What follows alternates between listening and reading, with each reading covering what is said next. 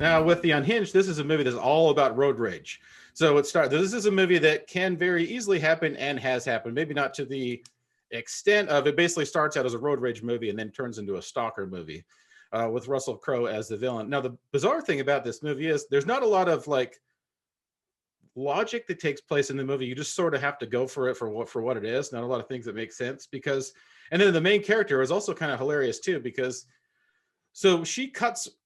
Russell Crowe is at a light, and the light turns green. He doesn't move. She's been having sort of things happen in her life. She's going through a divorce and everything, so she's sort of on edge. So she's just laying on the horn at him, and then keeps laying on the horn, and then passes him. And then Russell Crowe pulls up next to her, and he goes, "You know, you could have given me a courtesy tap there." And he wants her to apologize. He goes, "I've been going through some shit. I'm sorry. I zoned out there. Why don't I just say I'm sorry? You say you're sorry." She goes, "I got nothing to apologize for." And I was like, if I saw somebody looking at me like Russell Crowe was and the size of Russell Crowe when he was next to me, I'd be like, "Oh, dude, I'm sorry. I mean, that's clearly both of our fault. Let's go and have a good day." But she didn't do it. So she's kind of responsible. It's sort of like, aside from the people that Russell Crowe goes after her, I'm sort of rooting for him for the first half of the movie.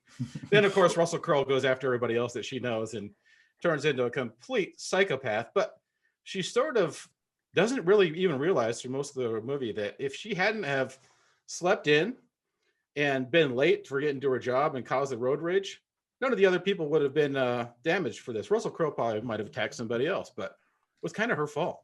Yeah, I mean, so is it kind of like, I haven't seen Unhinged, but like I have two things on it. One, it kind of sounds like Falling Down, which is a fantastic movie.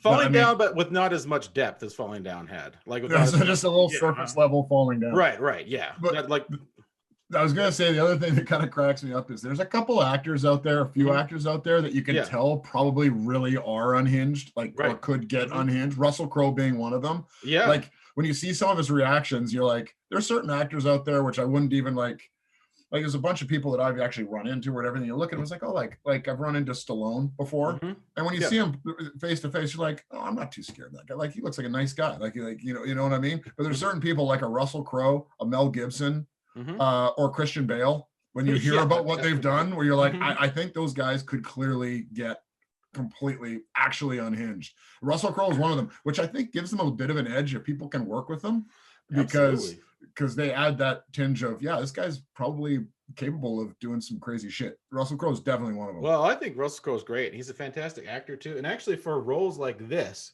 I think he's actually a lot more effective being larger because he just got so much more mass. And sure, you could probably outrun him, but once he catches up to you with the power and the muscle that he had before he gained that extra weight, you would be in serious trouble. So he becomes far more frightening when he inhabits that role completely naturally like that.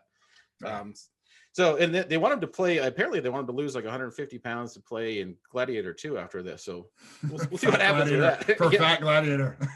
Well, your metabolism after you turn like 35 completely shuts down. Yeah, well, he'd be way beyond the average lifespan for when Gladiator takes place. Like, he should be dead. So being fat and lazy is totally acceptable. Well, you know, like actors like Brando and shit that started out really skinny and then got big and then started doing all those weird eccentric roles and everything. In some ways, they were more fascinating than what they did before. But anyways, that's a whole. I think it works for me. Yeah, it is funny because there are certain guys, and you can tell, and I mean, on a lower budget level, you've worked with some of them before, where they actually are like a slightly unhinged person, and sometimes it lends itself well to what they're going to do on screen. Like, there's a lot of actors out there who are kind of unstable. Oh, absolutely. And sometimes it works really well. If you can control them and you can actually get a performance out of them, it kind of translates. And I guess it all depends on how they vibe with you and everything else. Because you've heard of very difficult actors not getting along with some directors, and then other directors they get along great with. So it's an interesting problem because there's